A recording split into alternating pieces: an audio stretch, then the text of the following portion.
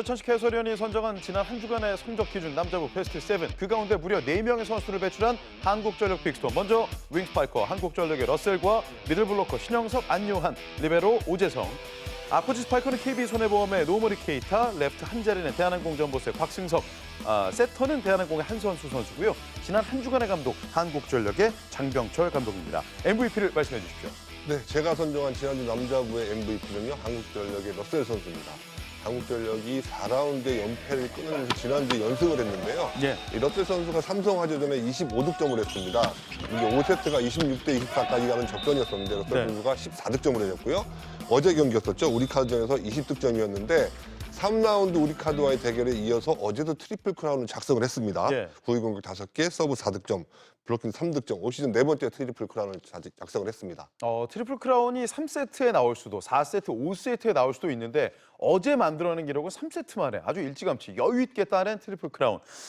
이번 시즌에 러셀 선수의 트리플 크라운이 벌써 4번째입니다. 네, 이번 시즌에 남자부에서 13번의 트리플 크라운이 있었는데요. 그중에 4차례가 한국전력의 러셀이었었고요. 예. 3차례가 OK금융그룹의 펠리페, 그리고 KB손해보험 케이타, 우리카드 알렉스가 2차례씩 기록을 했고요. 국내 선수로서는 OK금융그룹의 송명근, 그리고 대한민국의 정지석 선수가 한 번씩 트리플 크라운을 작성을 했습니다. 예, 러셀 선수는 특히 이 서브에서도 아주 강한 면모를 보여주고 있는데 강 서브다운 위력을 그것도 지금 이번 시즌만의 기준으로 한 게 아니라 V리그 역대를 돌이켜봤을 때도 두드러진 기록이거든요. 그렇죠. 지금 서브 부분에 러셀 선수가 1위인데요. 세트당 서브 개수가 0.8개입니다. 네. 24경기에서 81개의 서브 득점인데 2위가 우리카드 알렉스거든요. 이 선수의 서브 득점이 50득점이니까 1위와 2위 간의 서브 득점 차이가 31득점이 나고 있어요. 예. 남은 경기가 남자부 팀별로 12경기이기 때문에 뭐 서브 왕의 자리는 러셀 선수가 거의 확정적이지 않나 이렇게 생각이 됩니다. 그렇군요. 반면 또 대한항공전보스의 최근 흐름을 보면 요스바니 에르난데스가 합류를 하면서 물론 꾸준하게 아주 안정적인 전력을 보여주는 팀이 대한항공인데 지금까지 7개 팀들 가운데에서는 대한항공전보스의 기복이 가장 덜한 것 같은데요. 그렇죠. 라운드별로 성적을 보게 되면 1라운드부터 4라운드까지 3위 이하로 떨어진 적이 없거든요. 예. 그러니까 나머지 팀들이 기복을 보이면서 대한항공이 현재 선두입니다. 여기에 이제 요스바니 선수가 지난 16일 격리 해제가 됐고요. 예. 20일 OK금융그룹과의 대결에서 첫 선을 보였었는데 이 경기에서 3대0 승리. 요스바니 선수는 2, 3세트 교체로 투입이 됐는데 이날은 아포지 포지션에 들어갔습니다. 네. 한 번은 세터와 교체를 했고 3세트에는 임동혁 선수가 교체를 하면서 5득점 굉장히 인상적인 활약을 해줬습니다. 예, 정말 소리 없이 묵묵하게 강한 모습을 계속 보여주는 팀이 남자부에서는 대한항공전보스가 될 것 같습니다.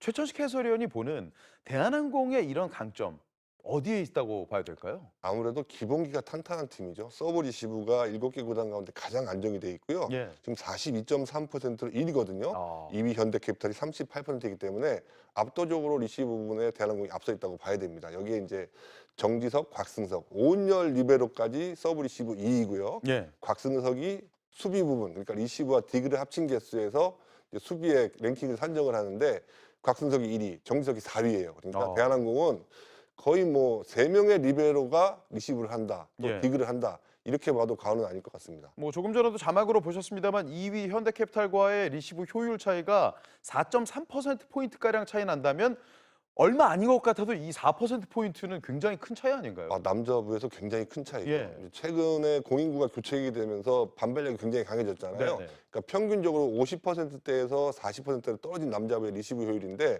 이 상황에서도 대한항공은 꾸준히 40% 초반대를 유지하고 있는 건 대단한 거죠. 예. 현대캐피탈은 이번 시즌 리빌딩을 선언하면서 지금 꾸준하게 이어가고 있고 최근 2경기 모두 아주 끈질긴 승부, 5세트 승부를 보여줬습니다. 특히나 앞선 우리카드의 경기 때 베테랑의 역할을 빼놓을 수가 없었어요.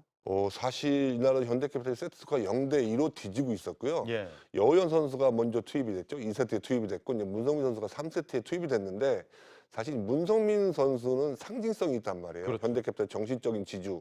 지난 시즌 파다르 선수도 문성민 선수 몸이 안 좋을 때 뭐 경기 갈 때 동행을 해달라 이렇게 요청할 정도로 문성민 선수가 있냐 없느냐에 따라서 선수들의 사기가 굉장히 차이가 나거든요. 오늘도 마찬가지였죠. 3세트부터 출장을 하면서 굉장히 좋은 활약. 뭐 공격 성공률은 46.7%밖에 나오진 않았지만 오랜 공백기를 거친 이후의 활약이기 때문에 더 반가웠던 현대캐피탈이었을 겁니다. 아무래도 이 베테랑 선수들의 복귀를 손꼽아 기다리고 있기도 했고 젊은 선수들 위주로 이번 시즌을 꾸려가고 있는 와중에 위기도 굉장히 많았는데 최천식 해설위원이 보시는 현대캐피탈만의 가장 중요한 장점과 강점을 꼽자면요.